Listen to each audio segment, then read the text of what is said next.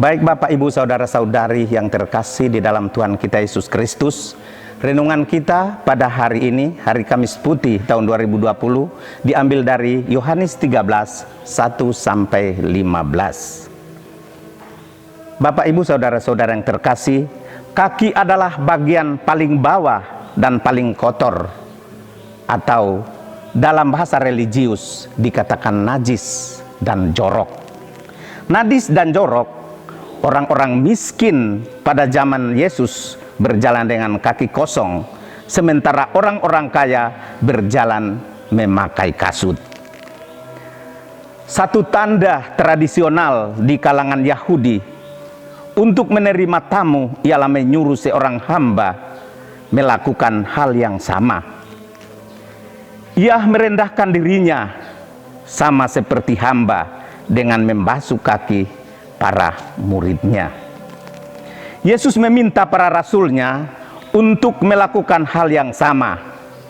Maka pantaslah para muridnya meminta, dan terutama Petrus memprotes hal ini.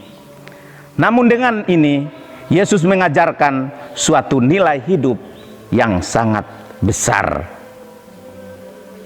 Nilai hidup yang pertama, Yesus tidak hanya bermaksud supaya membuat murid-muridnya bersih dan nyaman, tetapi ini adalah tindakan penyucian dan pemurnian diri. Para rasul disucikan Yesus dari debu, kotoran, dan kenajisan dosa-dosa mereka agar pantas dan layak duduk bersama dalam meja perjamuan Tuhan. Perbuatan Yesus ini mengingatkan kita akan sakramen pembaptisan dan pertobatan. Dan yang kedua, para rasul diminta untuk meneladani semangat kerendahan hati dan pelayanan dalam karya penyucian dan menyelamatkan siapa saja tanpa pandang bulu, tanpa pilih kasih. Para rasul tidak lagi bertindak sebagai orang besar karena dekat dengan Yesus, atau sebagai hierarki dalam imam yang harus dihormati, yang memegang kuasa untuk mengampuni orang-orang berdosa. Tetapi mereka dipanggil untuk menjadi teladan kerendahan hati dan belas kasihan, yang mengambil langkah pertama mendekati orang-orang berdosa yang kecil dan miskin, agar selanjutnya menyucikan dan memurnikan mereka dari dosa dan kemalangannya. Bapak, Ibu, Saudara-saudari yang terkasih di dalam Tuhan kita Yesus Kristus, kita sebagai pengikut Kristus juga merupakan rasul-rasulnya. Teladan yang mana dan teladan yang sama juga diminta oleh Yesus untuk kita hayati. Teladan itu merupakan suatu kasih yang tiada batas, cara yang luar biasa. Mungkin pertanyaan ini bisa mengungkapkan inti peristiwa yang dirayakan pada hari ini, pada hari Kamis Putih. Yesus menunjukkan kasihnya kepada para murid untuk perjamuan malam terakhir. Ungkapan yang disampaikan oleh Yesus memiliki arti yang sangat mendalam ketika ia memecah-mecah roti dan memberikan kepada mereka dengan berkata,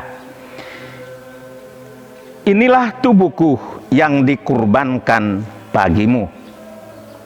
Demikian juga atas piala anggur ia mengatakan, "Sebab inilah darahku, darah perjanjian yang ditumpahkan bagi banyak orang untuk pengampunan dosa." Inilah yang dikatakan Yesus, yang menunjukkan bahwa kerendahan hati dan kerelaannya. Tidak ada kasih yang lebih besar daripada orang yang memberikan nyawanya. Ada sekian banyak jenis kasih, tingkatan tindakan kasih. Orang tua mengasihi anaknya, suami mengasihi istrinya. Tindakan ini merupakan dan bersifat mengasihi secara kekeluargaan. Ada ikatan darah seorang pemuda jatuh cinta pada seorang pemudi. Kasih yang dirasakan indah dan bisa diteruskan dalam hidup berkeluarga. Itulah kasih yang biasa dialami oleh kebanyakan orang. Kasih Yesus kiranya mengatasi itu semua, baik unsur kekeluargaan, unsur keindahan, maupun hal-hal manusiawi yang lainnya. Bapak, Ibu, saudara-saudari yang terkasih di dalam Tuhan kita Yesus Kristus, kata cinta, kata kasih, kata mengasihi sangatlah mudah dan sangatlah populer, sangatlah gampang kita ucapkan, tetapi sangat-sangat sulit dalam prakteknya. Maka marilah pada saat ini, pada hari Kamis putih ini, dalam penyucian ini, kita belajar dari pengorbanan Yesus. Mulai dari diri kita sendiri, keluarga kita, lingkungan kita, gereja kita, dan bahkan di mana dan kapanpun kita berada. Semoga demikian.